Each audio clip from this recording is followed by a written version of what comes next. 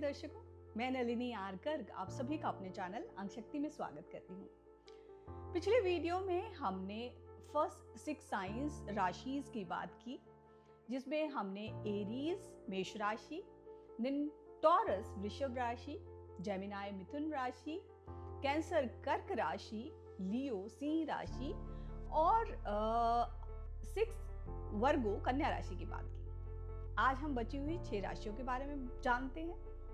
तो सबसे पहले बात करते हैं लिब्रा राशि। लिब्रा तुला राशि जिसे बोलते हैं, इसे रूल करते हैं वीनस और इसके अगर एलिमेंट की बात करूं तो वो एयर एलिमेंट है। अब देखिए, वीनस से रूल होते हैं तो इनका लविंग, केयरिंग, चीयरफुल होना तो बनता है। इसके अलावा तुला साइन है तो ये बड़े बैलेंस्ड होते हैं, हर काम को बहुत सोच विचार करके करते हैं। इनकी डिसीजन मेकिंग बहुत स्ट्रॉन्ग होती है, थोड़े डिप्लोमेटिक होते हैं, टैक्टफुल होते हैं, जानते हैं अपना काम कैसे बनवाना है, निकलवाना है और ये अपने रिश्तों को बचाने के लिए किसी भी हद तक का सेक्रीफाइस कर जाते हैं। तो ये क्वालिटीज लिब्रंस आप में पाई जाती हैं। अगर आप मेरी बात से सहमत है तो कमेंट बॉक्स में जरूर बताइएगा। अब बात करते हैं 8वीं राशि की, जो है स्कॉर्पियो वृश्चिक राशि।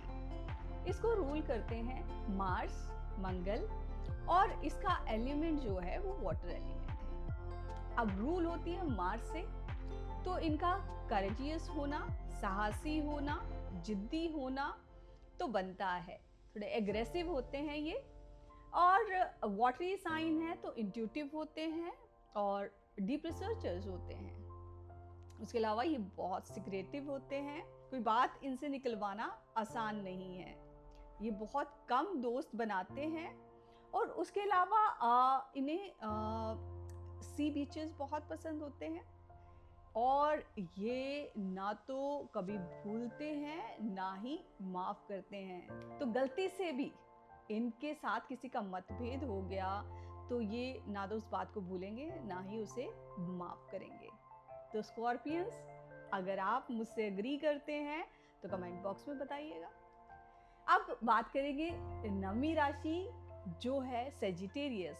सेजिटेरियस धनु राशि, इसको रूल करते हैं बृहस्पति और अगर इसके एलिमेंट की बात करूं तो ये है फायर एलिमेंट।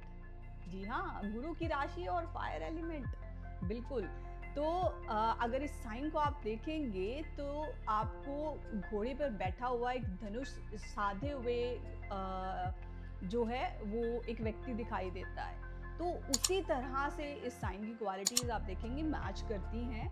ये बड़े फोकस्ड होते हैं, एक बार जो ठान ली वो कर रहते हैं। अब गुरु का साइन है तो इनको बड़ी इच्छा रहती है हर सोर्स से नॉलेज इकट्ठा करने की, ज्ञान बटोरने की। ये लोग जब ज्ञानी होते हैं तो बड़े कॉन्फिडेंट भी होते हैं, बड़े एम्बिशियस होते हैं, बड़े ट्रुथफुल होते हैं, रिलीजियस भी होते हैं और उसके अलावा बड़े स्ट्रेट फॉरवर्ड होते हैं। इधर की बात उधर नहीं करते हैं, सीधी बात करना पसंद है इन्हें। हमेशा घोड़े पर सवार रहते हैं तो फिर थोड़े इम्पेशेंट और रेस्टलेस भी कई बार ये लोग पाए जाते हैं। तो ये क्वालिटीज आपसे जरूर मैच करेंगी अगर आप धनु राशि से हैं। अब बात करेंगे अगली राशि की, जो है कैप्रिकॉर्न मकर राशि। इसको रूल करते हैं सैटर्न, शनि। अगर इसके एलिमेंट की बात करूं तो वो है अर्थ एलिमेंट।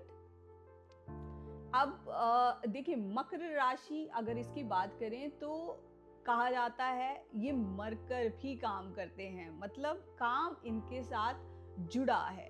जो काम इनको सौंप दिया, चाहे जितनी भी कठिनाइयां आए, ये वो काम पूरा कर रहते हैं। बड़े हार्ड वर्किंग होते हैं, बड़ा सेवा भाव रखते हैं, सर्विंग होते हैं and all souls in young bodies अगर इन्हें कहा जाए तो गलत नहीं होगा।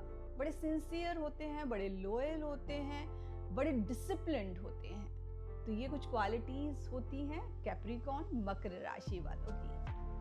अब बात करेंगे एक्वेरियस साइन, कुंभ राशि, जिसे अगेन रूल करते हैं सैटर्न, शनि।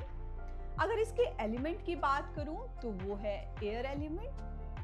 इस राशि के लोग बड़े ही विजनरीज होते हैं, बहुत दूर की सोचते हैं, बहुत ऊंची सोच रखते हैं। आउट ऑफ द बॉक्स सोचते हैं, जो इजीली कोई नहीं सोच सकता वो ये लोग सोचते हैं। टेक्नोलॉजी से इन्हें विशेष प्रेम होता है। अगर कोई टेक्निकल गैजेट देकर बिठा दें तो घंटों ये उस पर बैठकर काम कर सकते हैं और इन्हें पता भी नहीं चलेगा इनकी सराउंडिंग्स में क्या हो रहा है। लिव एंड लेट लिव की फिलॉसफी फॉलो करते हैं, और जैसे मैंने कहा आसपास क्या घटित हो रहा है इन्हें उस चीज़ से कोई मतलब नहीं होता। साइंटिस्ट होते हैं, रिसर्चर्स हैं बड़े बड़े इस राशि से जुड़े लोग। रिसर्चर्स पाए जाते हैं इस राशि के लोग। तो ये कुछ क्वालिटीज हैं जो रिलेट करेंगे कुंभ राशि वाले। अब हम बात करने वाले हैं आखिरी साइन पाइसेस की, मीन राशि, जिसे रूल करते हैं जुपिटर बृहस्पति।